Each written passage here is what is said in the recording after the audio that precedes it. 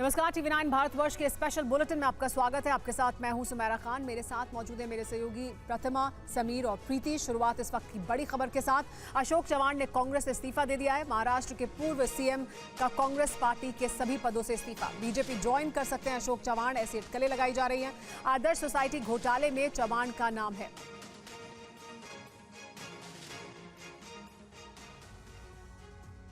अशोक चव्हाण ने इस्तीफा देने के बाद खुलकर मीडिया के सामने अपनी बात रखी। अशोक चव्हाण ने कहा कि मैं कल तक कांग्रेस में था, लेकिन अब कांग्रेस से उनका संबंध पूरी तरह से खत्म हो गया। अशोक चव्हाण ने कांग्रेस वर्किंग कमेटी, विधायक पद और पार्टी की प्राथमिक सदस्यता से इस्तीफा दे दिया है। हालांकि इस्तीफे के कारणों का खुलासा नहीं किया। स्पीकर के पास मिल के सौंप दिया है।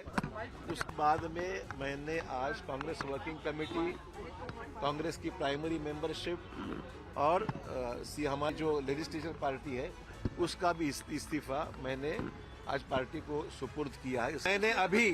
मैंने अभी तक कोई भी पार्टी में शामिल होने का फैसला नहीं लिया है। बीजेपी में जाने की संभावनाओं को लेकर पूछे गए सवालों पर अशोक चव्हाण ने कहा कि अभी तक कोई फैसला नहीं किया है। 2 दिन के बाद मैं मेरी जो राजनीतिक भूमिका है वो स्पष्ट करूंगा। 15 को आप शामिल होंगे बीजेपी में, जो देखो, हर चीज की कोई वजह बताई नहीं जाती है और मैं कभी भी पार्टी के इंटरनल मैटर्स को चौराहे पे रखने वाला आदमी नहीं हूं। उन्होंने ये भी साफ किया कि उनके इस्तीफे का पीएम मोदी से कोई संबंध नहीं है। और अगली बड़ी खबर, कांग्रेस पार्टी के लिए खतरे की घंटी महाराष्ट्र कांग्रेस में बड़ी टूट का डर है। 12 विधायकों के पार्टी से टूटने का डर है। सोर्सेस के हवाले से यह बड़ी खबर सामने आ रही है। अशोक चव्हाण के साथ साथ 12 एमएलए भी पार्टी का दामन छोड़ सकते हैं।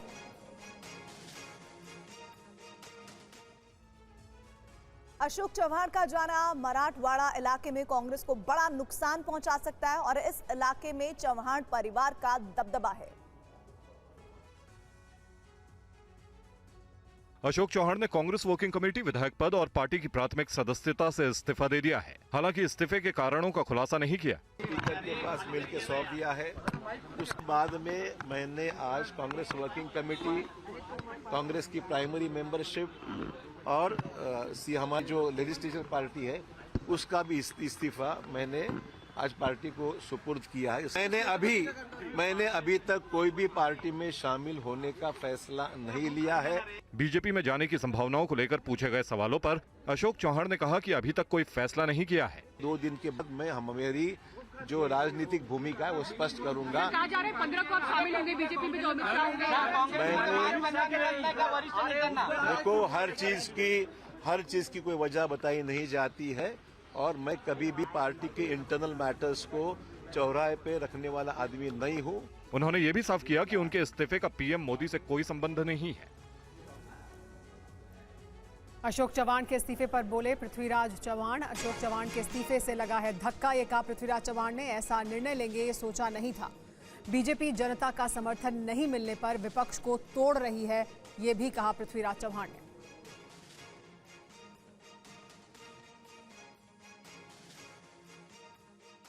अशोक राव जी चव्हाण ने पार्टी का इस्तीफा दिया है और अपने विधायक पद का भी इस्तीफा दिया है। खबर तो धक्कादायक है। चर्चाएं बहुत हो रही थी, लेकिन ऐसे कुछ निर्णय लेंगे ऐसी अपेक्षा नहीं थी, लेकिन उन्होंने ये निर्णय लिया है। उनकी क्या बाध्यता थी, उन पे क्या दबाव था, उनको क्यों ये निर्णय लेना पड़ा, इसके बारे में खुद ही वो बताएंगे। लेकिन जो भाजपा की रणनीति है, अगर जनता का समर्थन नहीं मिल रहा है तो विपक्ष को तोड़ो, विपक्ष के नेताओं को तोड़ो और किसी तरह से चुनाव जीतने की कोशिश करो। लेकिन देखिए, जो तेलंगाना में हुआ, कर्नाटक में हुआ, उसी की पुनरावृत्ति महाराष्ट्र में होने वाली है। और इस बीच एनडीए को लेकर जयंत चौधरी का भी बड़ा बयान सामने आया है। एनडीए में शामिल होगी जयंत की पार्टी आरएलडी। एनडीए के साथ जाने का जो फैसला है वो तमाम विधायकों से बातचीत के बाद लिया गया, ये कहना जयंत चौधरी का। तो जयंत चौधरी को लेकर इस वक्त की बड़ी खबर है, उनकी तरफ से ये बड़ा बयान दिया गया है कि जो उनकी पार्टी है आरएलडी, वो अब एनडीए का हिस्सा होगी। औपचारिक तौर पर उनकी तरफ से ये बात कह दी गई है और एनडीए में शामिल होने का जो फैसला है अपने तमाम विधायकों से बातचीत के बाद लिया गया। तो बता दें कि जयंत चौधरी जो है उन्होंने एनडीए में जाने को लेकर अब कह दिया है कि हमने एनडीए में जाने का जो फैसला लिया है वो विधायकों से बातचीत के बाद लिया है। तो सारे विधायक कार्यकर्ता हमारे इस फैसले के साथ है, ये कहना जयंत चौधरी का। तो देखिए इस वक्त की बड़ी खबर, एनडीए का कुनबा बढ़ता हुआ नजर आ रहा है। यूपी में कहा जा सकता है इंडिया गठबंधन की तमाम कोशिशों को बड़ा झटका लगा है। जिस बात के आसार जताए जा रहे थे चौधरी चरण सिंह को भारत रत्न के ऐलान के बाद, वो घड़ी आ चुकी है। अब औपचारिक तौर पर यह ऐलान कर दिया है आरएलडी ने कि वो एनडीए का हिस्सा होगी।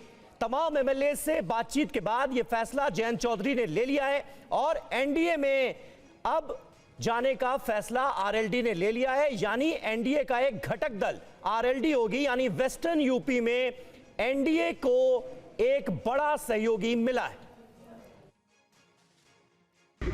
मैंने अपने सभी दल के विधायकों से बातचीत की है और बातचीत कार्यकर्ताओं से की है और उसके बाद ये फैसला लिया। ये फैसले के पीछे ऐसा नहीं है कि कोई बड़ी प्लानिंग रही हो या बहुत समय से हम यही सोचे बैठे हों।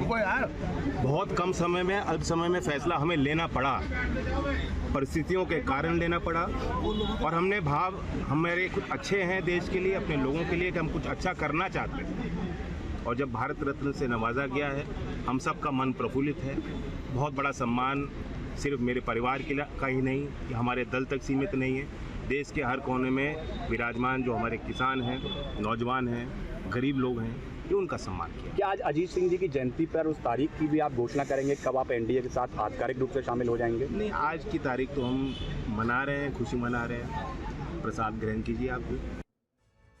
और आनंद प्रकाश पांडे हमारे संवाददाता इस वक्त हमारे साथ मौजूद हैं। आनंद, जिस औपचारिक ऐलान के बारे में कयास पहले से ही लगाए जा रहे थे, आरएलडी की तरफ से वो ऐलान हो चुका है, एनडीए का हिस्सा होगी आरएलडी, ये जयंत चौधरी ने साफ कर दिया है। वेस्टर्न यूपी में कितनी मदद मिलेगी आरएलडी के जरिए पूरे एनडीए के कुनबे को?